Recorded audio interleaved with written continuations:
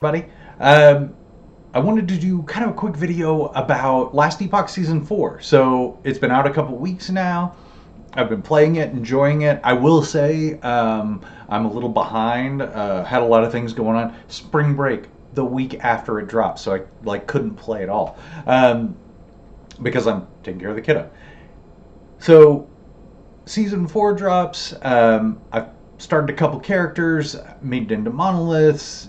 Haven't even tried getting to empowered yet. Mostly because, like I said, been pretty busy. But I wanted to go over some of the things I've seen so far. Some of the things I think that are great, maybe that aren't so great, that kind of thing. So let's talk about some of the really good changes. I think the game got a kind of a visual upgrade across a lot of different areas. The characters look a lot smoother. I know Mike kind of mentioned that, so I was kind of excited to see it. And I did notice when you're, running around, even just like first map, you kind of notice they move a little more naturally. Before it kind of looked like they were on rails. Though I have noticed I get a visual bug more often where my character will just stop moving and just or sorry, not stop moving. They stop stepping, but they move. So it just, and then if you do like an evade or something, it like jump starts them back into it. I don't know. It's not something I ever noticed before, but have had happen a few times now. It's not a big deal. Like, it just looks weird. You can still attack. You can still do anything you want.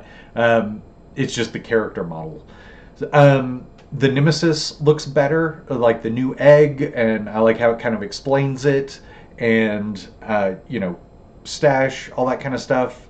Though I have noticed that you can't open your inventory and your stash at the same time, which used to be like kind of a sneaky way to get stuff in your stash if you forgot to do it before. It's probably like supposed to be that way. It was probably not supposed to be the way it was last season, but it's fine. I did kind of notice there are some new character models. Things like I think some of the elementals were different, and those are really cool. And one of them that may kind of play into that, I'm not sure, the Rift Beasts. They didn't really change, except I feel like it's easier to, well, one thing that I know changed when Rift Beast would come out in monos, it would tank my frame rate regularly. Not every time, but a lot of times. And my computer's not great, but it's not awful. It's like solid mid range, you know? But they'd come out and then everything would kind of slow down and they'd tick weird and they were just kind of, they were weird. If I did them in the, what was that? Not the Bloodline Glade, the other one where you just fight the champion. That one, no problem. Like they moved fine and all that kind of stuff, but it was in monolith. That seems to be better, and they also seem like they're telegraphing their attacks better. Before, like, I knew an attack was coming, but I could rarely tell what it was. Now, like, I can tell most of the time if it's going to be a charge or a tail slam. I have a pretty good idea. Before I couldn't, and I don't know if that's because they visually updated it or what, but I think it looks great. The last thing that's kind of like carryover from last season, the campaign. I really like the updates they did to the campaign last season, and I think the campaign is still fun to play through, even though I've already done it a few times. I do kind of wish there were more reasons to play like some of the side quests. Like there's one with like the Lost Refuge and stuff like that. It was entertaining, and like the story is really good for the campaign, and it would be nice to have like rewards for going off and taking a little longer. But yeah, that's just one of those like nice to have type things. The big one I think for this season that I've interacted with a lot are the Omen windows, and those are fun. Like I know it's supposed to be like a mechanic from another ARPG and stuff like that. I've never played. I can guarantee you that this is kind of the first RPG I've ever played. I played like probably less than 10 hours, maybe less than 15 hours of Diablo 3 when it first came out, and like since then I've been playing, I played WoW before that, and then for the last like decade I've been playing Destiny, and 3,300 hours in that game, tons of playing that one. So I don't have really a good way to compare it to those other things, but I feel like it's a fun add to a lot of maps, and it's so great that you get it early, and it's doable early, which is fun. the you run into the circle and everything kind of starts coming at you. It's really fast paced. And the best part about it is the gear can be impactful. It may not all be, but it is.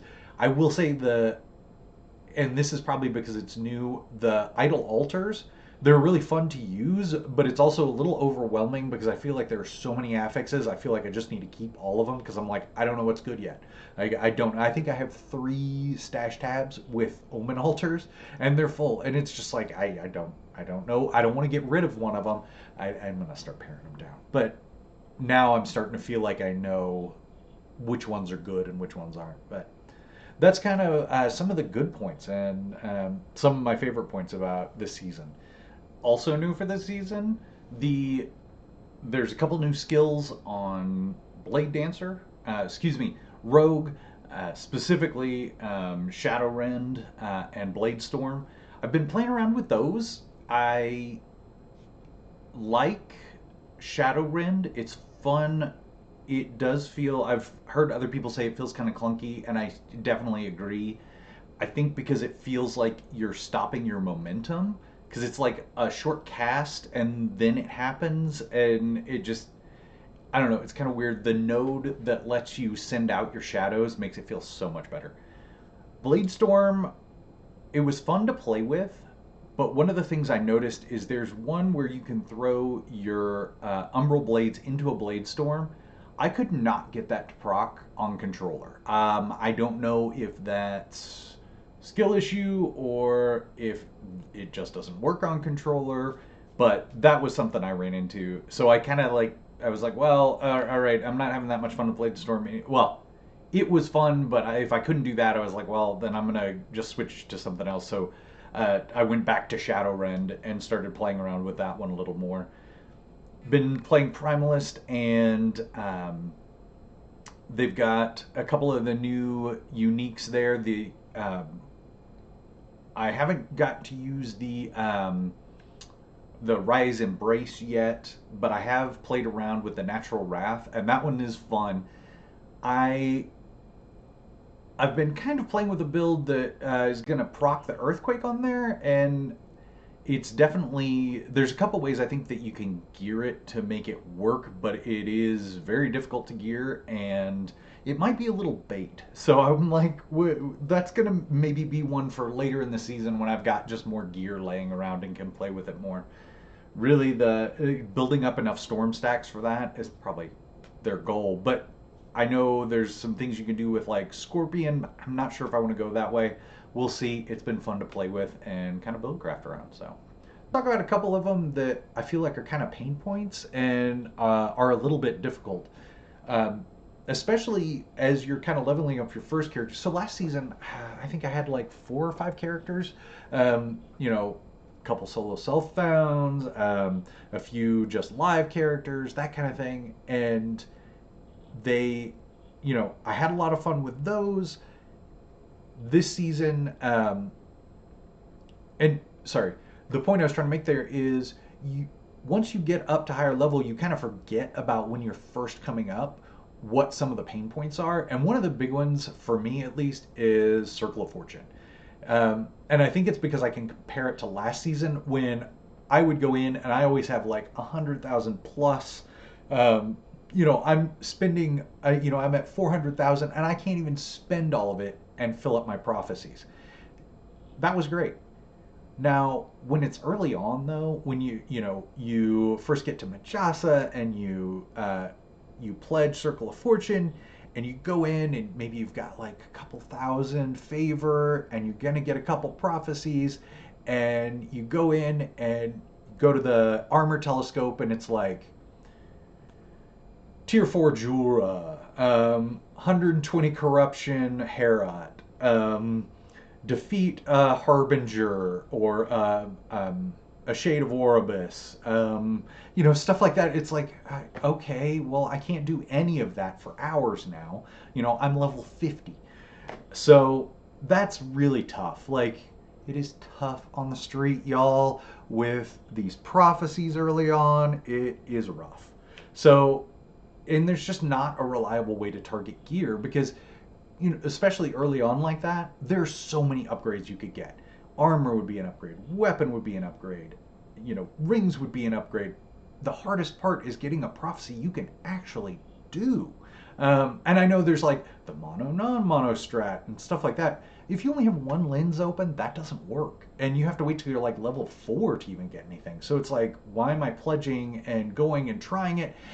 And it's disappointing. And I am disappointed. So that I think is really rough, especially when you go in and you're like, I'm gonna get a prophecy, and then you got to re-roll it and re-roll it and re-roll it to even get one that is useful for you and um, you can actually do. So that's really rough. And like the only way I could think about it is like re-rolling those prophecies is like a fee. Nobody wants to pay a fee. Like you you've got to pay like the delivery fee and the handling fee and the I don't know whatever fee, and it's like I just want the thing. I don't want to pay all these fees. It's just what it feels like. So that's really rough. And I was kind of trying to think about it, like, okay, but what could they actually do to make that easier? And the the I forget what his name is, but Senior Snake there in the middle. He mentioned something. He's like, initiates can't touch the telescopes, kind of thing. And I'm like, maybe that's it. Maybe you have like a telescope for initiates. Everybody's got to learn somewhere.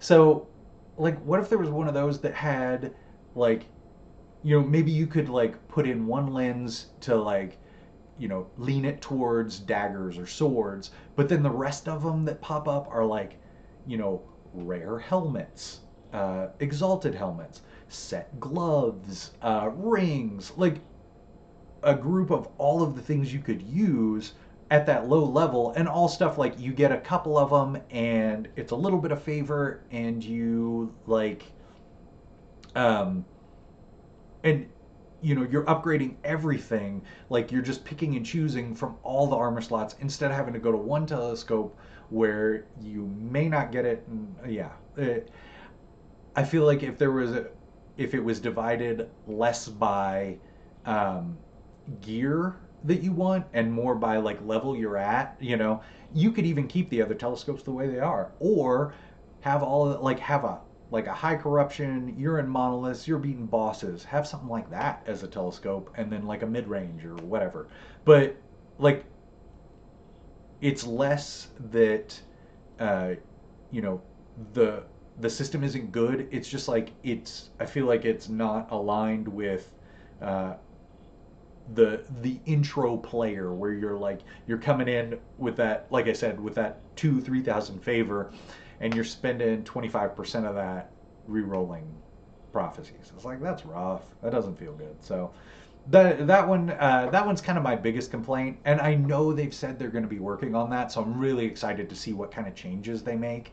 Um, I think it'll be I think it will hopefully put Circle of Fortune more on a good footing as opposed to like Merchants Guild, because seeing people using that and just kind of getting the gear they want, that makes it rough to be Circle of Fortune. Like, and I could switch. I know I could. I totally could. But I that's one more mini game I don't think I need.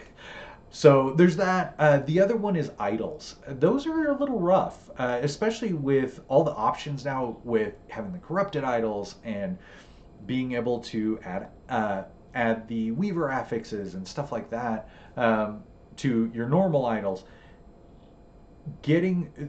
I love idols because they can really be impactful on the way you play. They can even create new playstyles from your build.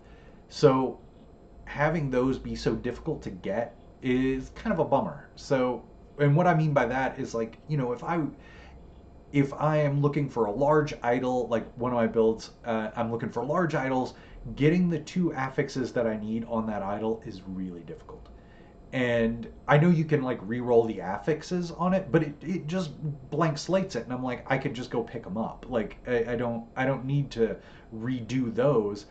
It would be nice if I could re-roll the values of those affixes. That would be awesome. But I think idols are probably the other thing that I'm like, I really hope they like do a little rework on that, and that would be awesome. So that's kind of my feeling about the game overall. I really hope everybody's having fun with it because I'm having a ton of fun and I'm probably about to go play more. Um, but right now, it just, you know, I really wanted to take a minute and talk about it because I kind of want to get an idea of what everybody else thinks too. So it's been fun talking on Discord about it a little bit, but, you know, always like to put something out there. All right. So everybody enjoy the game and hope to see you around later in season 4 and season 5.